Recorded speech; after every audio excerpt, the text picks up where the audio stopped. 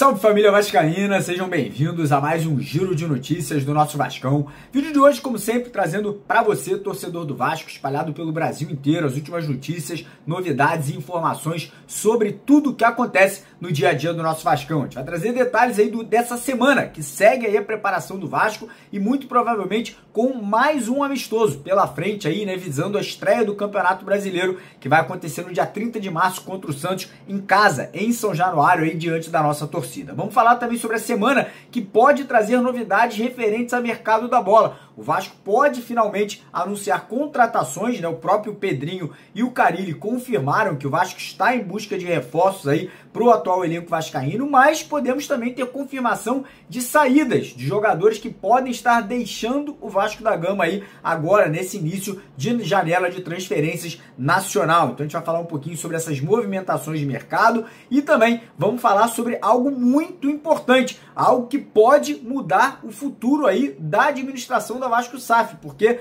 tem uma decisão importante essa semana da Justiça, né? A gente vai explicar para vocês direitinho o que está acontecendo, o que também está acontecendo lá nos Estados Unidos, porque ontem teve uma notícia bombástica vinda lá de Nova York, esclarecendo fatores importantes aí sobre a 777 Partners e também sobre a ACAP. Então a gente vai falar um pouquinho sobre isso e também teremos uma análise muito bacana, porque hoje é dia de sorteio da Copa Sul-Americana. Hoje a gente vai saber qual o grupo o Vasco vai estar disputando, né, a primeira fase da competição, contra quais adversários. Então a gente fez para vocês aqui uma análise completa dos adversários, dos times que o Vasco pode enfrentar. Então fica até o final do vídeo para você não perder nenhum detalhe, nenhuma notícia e nem essa análise, né, como eu falei, que tá muito legal, feita aí pelo Thiago e pelo Gustavo aqui pra gente, beleza? Então peço para você acompanhar o vídeo até o final, peço para você não esquecer de deixar o like, que é super importante para o crescimento e para a divulgação aqui do nosso trabalho. Você vascaíno que ainda não é inscrito no canal, fica a dica, se inscreve aqui embaixo no botão vermelho, lá embaixo do vídeo tem um botão vermelho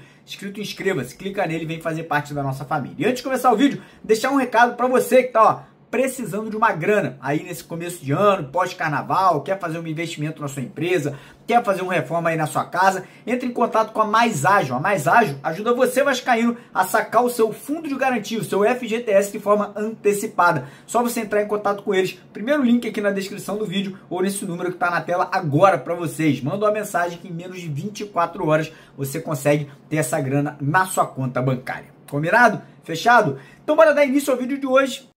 Falando um pouquinho de preparação, porque essa semana, agora a segunda semana dessa intertemporada, né, que o Vasco está tendo aí, para poder se preparar para o início do Campeonato Brasileiro, sequência de Copa do Brasil e estreia da Copa Sul-Americana, a gente provavelmente terá a volta de jogadores ali que estão retornando de lesão. Coutinho, a partir de hoje, já deve ser reintegrado para treinar junto com o restante do elenco. A gente pode também ver o Adson e o Estrela e o Tietê voltando aos treinos de forma integral. Eles que estavam participando de forma parcial, participavam ali de algumas etapas dos treinamentos com o restante do elenco, outras partes ficavam treinando separado. A gente pode ver esses três jogadores agora sendo reintegrados de forma totalitária, né, vindo ali a participar totalmente das atividades, coletivos, né, podendo já ganhar a oportunidade nos próximos amistosos. E é amistoso que a gente deve ter essa semana. Parece que o Vasco está programando aí um jogo treino para quinta ou sexta-feira, talvez aí, pode ser até no final de semana, mas a tendência é que seja no decorrer da semana. Parece que o Carille quer dar uma folga para os atletas no final de semana que vem, né? E aí fica a expectativa para que o time cresça de produção, porque na última partida agora contra o Maricá, o time titular perdeu por 2-1.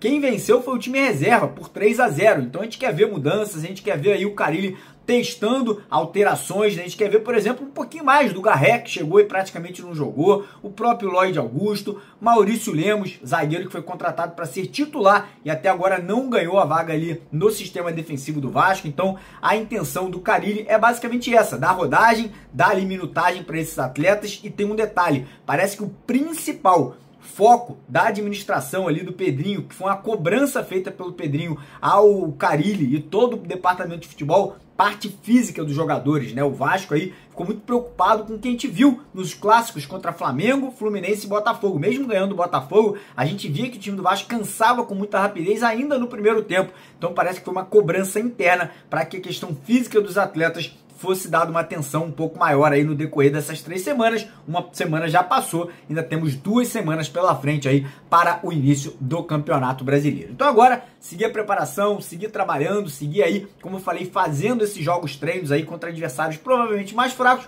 mas para poder ganhar ritmo, para poder dar-lhe uma consistência, para poder trazer um padrão de jogo para essa equipe que até agora a gente não viu aí na temporada de 2025. Mas, mudando de assunto um pouquinho agora, vamos falar sobre situação de mercado da bola, porque essa semana poderemos ter movimentações importantes aí dentro do Vasco. Parece que o Vasco avançou em algumas negociações por chegadas de atleta. O próprio Pedrinho, presidente, e o Carille, treinador, confirmaram na semana passada que o Vasco está atrás de reforços. Carências que temos no elenco: zagueiro, primeiro volante e atacante, centroavante, né? O Vasco ainda não tem um reserva para o Pablo Verratti. E pelo que eu apurei, nas últimas 72 horas, o Vasco avançou em algumas partes aí de negociações com jogadores. Falar para vocês, provavelmente serão jogadores não conhecidos da torcida. Parece que o Vasco vai em apostas, jogadores que se destacaram em campeonatos regionais, Campeonato Carioca, Campeonato Paulista, Mineiro, Baiano. Então talvez jogadores que venham de times menores, com custo baixo, por empréstimo até o final do ano, com opção de compra, né? Lembrando que o Vasco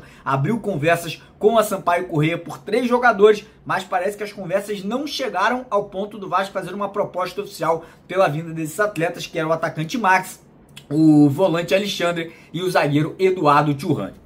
Então a gente pode ter aí novidade em questão de contratações ainda no decorrer dessa semana. E também em relação às saídas, tá? O Vasco tem um elenco hoje com muitos atletas, um elenco ali que o Carille já mesmo falou que quer dar uma enxugada, quer diminuir o número de jogadores, porque não faz sentido você ter tanto atleta se você não vai utilizar. 2 já foram emprestados, JP para o Avaí e o Lucas Eduardo para o Cuiabá, 2 meninos da base. O Vasco também está buscando soluções para atletas como Jean Davi, Capasso, Juan Esforza. Então a tendência é que a gente veja modificações, veja aí saídas no decorrer dessas próximas semanas. Lembrando que a janela nacional de transferências, né, na qual clubes brasileiros podem transferir jogadores de um para o outro, vai até o dia 12 de abril, ali até a segunda semana do Campeonato Brasileiro se iniciando. Então a gente tem aí mais ou menos 3 semanas e meia para poder correr atrás aí dessa reformulação no elenco aí, visando aí esse início de competição.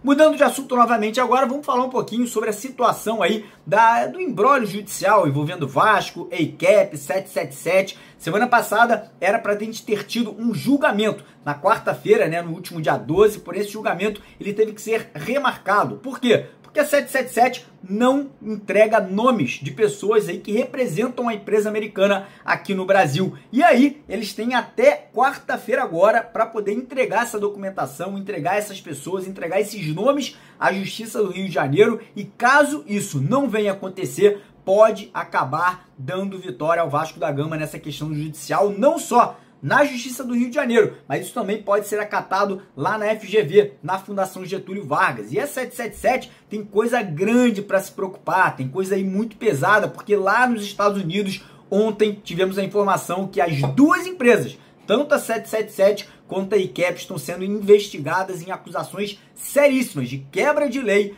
e lavagem de dinheiro, meu parceiro. Olha que ponto chegou aí essas 2 empresas realmente aí com problemas sérios na justiça lá dos Estados Unidos. Então isso pode ter um grande impacto aqui no Brasil, pode ter um grande impacto em qualquer local que a 777 e a EICAP ainda estejam envolvidas. Então a gente segue nessa situação, buscando informações. A tendência é que de hoje até quarta-feira a 777 se pronuncie à Justiça do Rio de Janeiro. E como eu falei, caso contrário, o Vasco da Gama associativo, né, através do Pedrinho, pode acabar se dando muito bem em todo esse cenário, né, e acabar ganhando essa briga, né, essa disputa aí jurídica contra a empresa americana, e pode, obviamente, no futuro aí poder até negociar a venda do clube de forma direta, sem a participação dos americanos, caso isso venha acontecer. Beleza, rapaziada? O vídeo não acabou, tá? Agora teremos uma super análise. Hoje tem sorteio de Copa Sul-Americana, às 8 da noite. A gente vai transmitir ao vivo para vocês aqui no canal, inclusive. Se você quiser assistir, a partir hoje das 7h30 da noite, a gente vai entrar ao vivo aqui para poder fazer aí a transmissão desse sorteio. Mas a gente fez uma análise para vocês dos times que vão disputar, possíveis adversários do Vasco, uma análise muito bacana. E fica a dica para você acompanhar, assistir essa análise de forma integral até o final, para você entender um pouquinho. Será que o Vasco vai pegar o Corinthians? Será que o Vasco vai pegar o Cruzeiro? Será que o Vasco vai pegar aí um time da Argentina, da Colômbia? Então Então dá uma olhada nessa análise que com certeza você não vai se arrepender. Combinado? E antes de passar a bola aqui pro Thiago e pro Gustavo, pedir para você deixar o like no vídeo, se inscreva no canal e não esqueça de compartilhar para dar aquela moral pro nosso trabalho. Beleza? Então é isso, tamo junto de vascaíno para vascaíno. Vai lá, Gustavão, vai lá, Thiagão. Tamo junto, valeu. Salve, salve, rapaziada dos canais MC, Vasco Play e Mário Coelho Vasco. Como é que vocês estão? Tudo certo? Cara, dia importante pro Vascão hoje. Temos o sorteio da Sul-Americana, que já tem data e horário definido e local também. Queria apresentar também aqui, tô aqui com o Gustavo hoje. Não esqueça de deixar o like, se inscrever aí no canal, ativar o sininho, que hoje a gente vai trazer todas as informações desse jogo super importante. Vai lá, Gustavo. É isso, rapaziada. Como o Thiago falou, hoje é um dia muito importante para o decorrer do ano do Vasco. A gente vai entender o caminho que o Vasco vai passar durante essa Copa Sul-Americana. É uma competição que o Vasco não disputa desde 2020, quando foi eliminado pelo Defensa e Justiça, né? Aquele jogo que ficou famoso pelos gols perdidos do Ribamar, a falha do Lucão.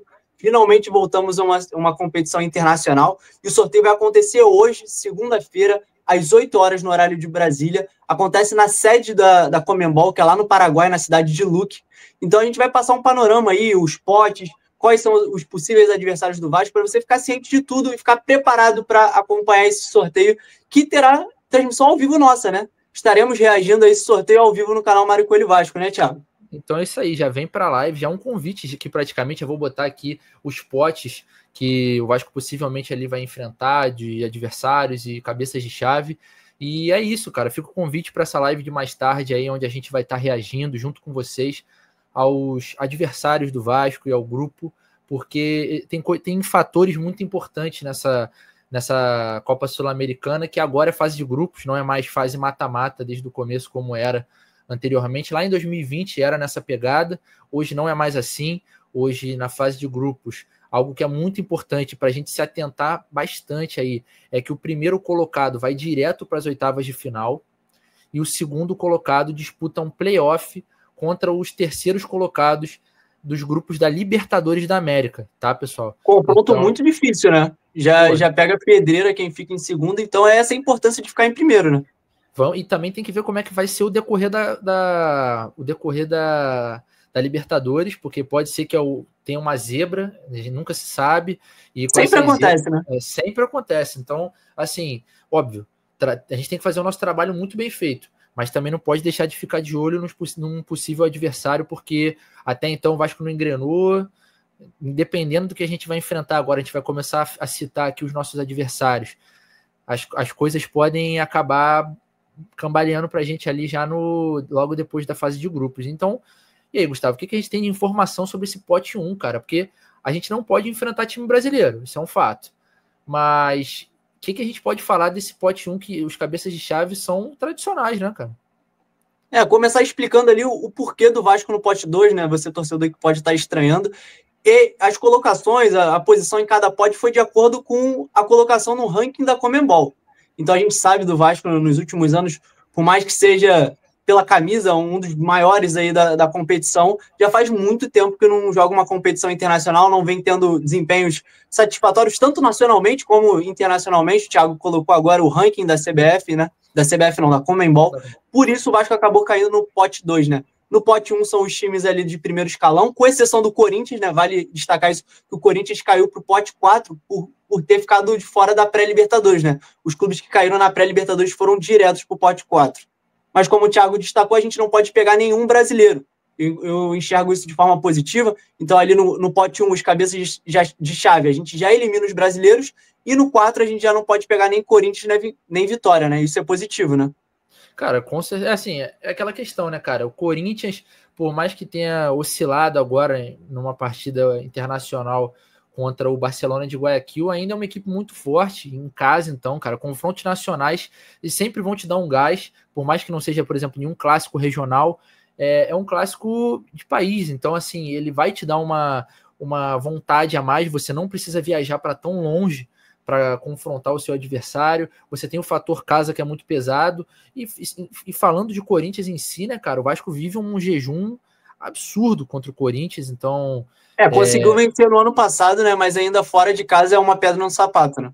Então, assim, digamos, o jogo na Arena Corinthians é algo que pra gente ainda é um pesadelo.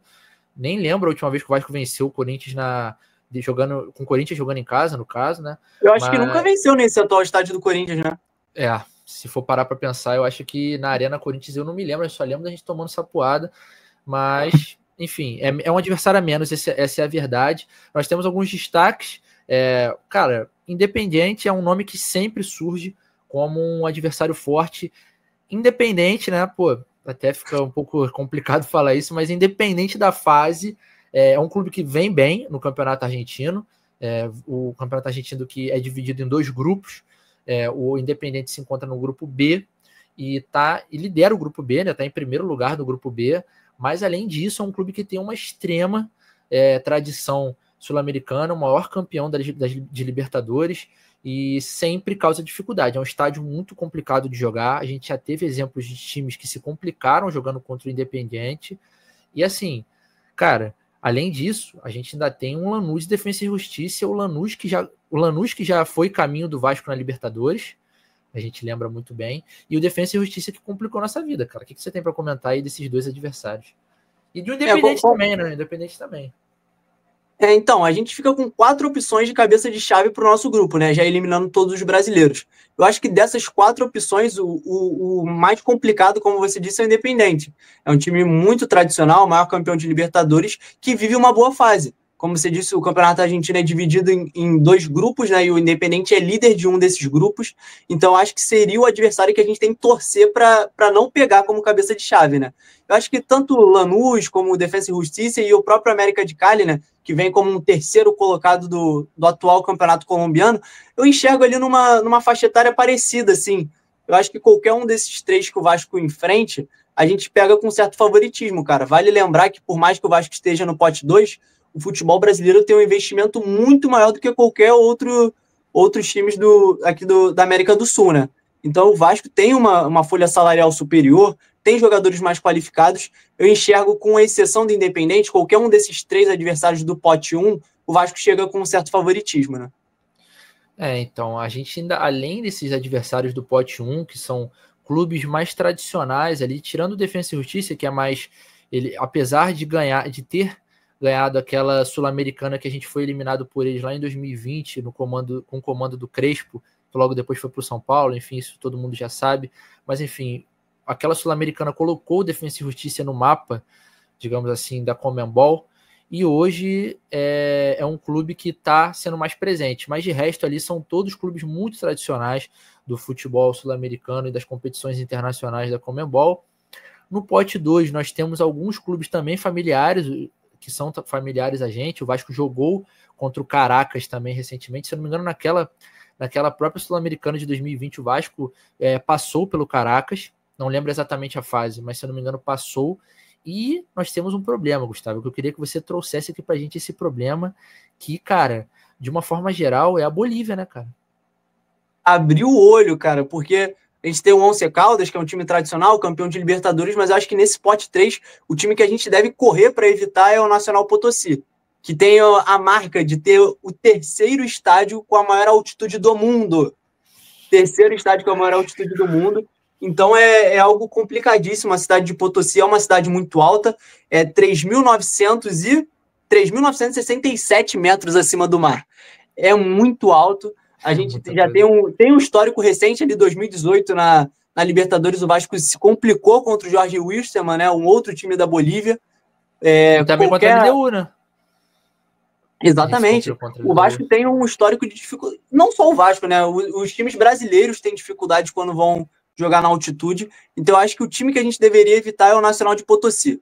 Como eu reitero, assim, eu acho que tirando o Nacional, que mesmo que tem o fator altitude, né, que é o diferencial, tirando o Nacional ali, qualquer um dos outros clubes eu estaria disposto, porque eu acho que o Vasco entra com favoritismo. O Vasco tem jogadores qualificados em comparação aos outros times da Sul-Americana, tem uma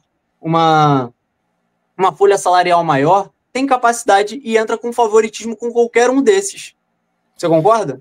Concordo plenamente. Assim, existem alguns clubes que estão em uma fase diferente, estão em uma boa fase no seu país, mas é aquilo, né, cara? você destacou muito bem, o futebol brasileiro ele se sobressai naturalmente do resto, pela grana investida, por toda a estrutura que hoje em dia a gente tem. Então hoje muito se compara o futebol brasileiro, pode ser que você discorde, você concorde, mas o futebol brasileiro hoje é muito comparado ao futebol europeu, muito mais comparado ao futebol europeu do que ao futebol sul-americano em si, que está muito defasado, é uma corrida que tem um espaço muito grande. E no pote 4, a gente também tem o destaque, né? Acho que vale fazer esse destaque, nós temos o GV San José, que nem rank tem, ainda não é ranqueado na Conmebol, então é um clube que chega para começar a escrever sua história, basicamente. E nós temos o Melgar, cara, o Melgar que está no pote 4, também devido a essa mesma eliminação na pré-Libertadores, mas é o líder do campeonato peruano hoje, com 12 pontos, 4 vitórias. Enfim, cara. O Melgar tá à frente do Vasco no ranking da Conmebol, né? Como você disse, ficou em quarto só por ter sido... Foi eliminado da pré-Libertadores por Cerro Porteño, perdeu as 2 partidas, mas é um time também que eu acho que o Vasco deveria evitar nesse pote 4. Sim, e assim, tem aquela, né? Você tem dois adversários a menos no pote 4, então, querendo ou não, as chances aumentam do Vasco acabar entrando no caminho. Na verdade, o Melgar entrar no caminho do Vasco. O Vasco deve sair primeiro que o Melgar, vamos ver, enfim. Mas alguns times vale a pena você abrir o olho. A Copa Sul-Americana ela é como se fosse um segundo escalão, digamos assim, das competições internacionais. O primeiro é a Libertadores, obviamente, mas você ainda tem times muito fortes e muito tradicionais. O pote 1 representa ali talvez o que tem de mais forte, porque nós temos nossos adversários, nossos conterrâneos, então isso pode nos complicar muito. Ainda tem os adversários que vêm da Libertadores, no caso, e isso pode ser uma pedra no nosso sapato. Mas, cara, Gustavo, para a gente finalizar isso aqui tudo, cara, eu quero saber como é que tá teu coração para esse sorteio, o que você espera dessa competição pro ano do Vasco da Gama, porque, querendo ou não, ela pode ser nossa melhor condição de levantar uma taça durante o ano, pode ser nossa competição mais fácil dependendo do caminho, né?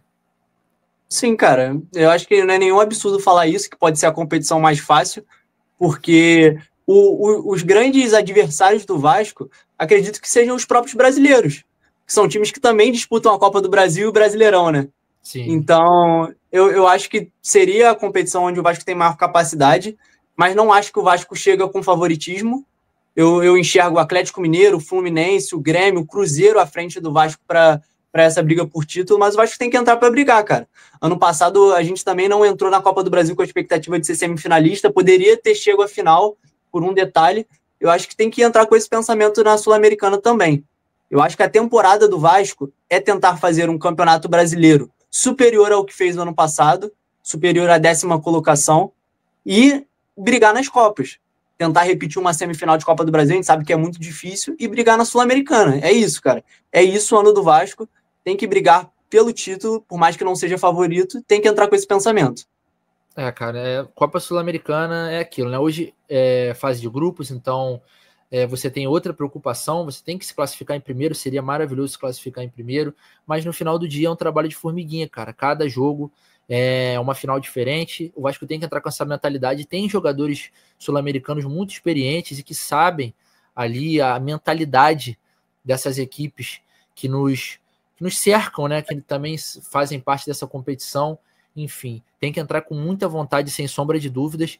Mas, rapaziada, isso aqui, nossas expectativas, nossas esperanças, nossos comentários sobre os clubes que farão parte dessa Copa Sul-Americana de 2025. O que será do futuro do Vasco da Gama acontecerá hoje mais tarde, 8 horas da noite, né, Gustavo? 8 horas, né? Correto, 8 horas da noite, horário de Brasília. Se liguem na live do Mário Coelho Vasco, que a gente vai estar acompanhando junto ali. Vamos estar reagindo, vamos trazer as informações sobre os clubes que forem caindo no grupo do Vasco. Então, para você ficar dentro de tudo, todas as informações, se liga na nossa live, hoje um pouquinho mais tarde. É isso, rapaziada. Tá feito o convite. Espero ter vocês aqui, recebê-los na nossa live mais tarde aí, para acompanhar esse sorteio, beleza? E aí a gente vai poder comentar com muito mais propriedade. Tá certo, rapaziada? No mais, muito obrigado.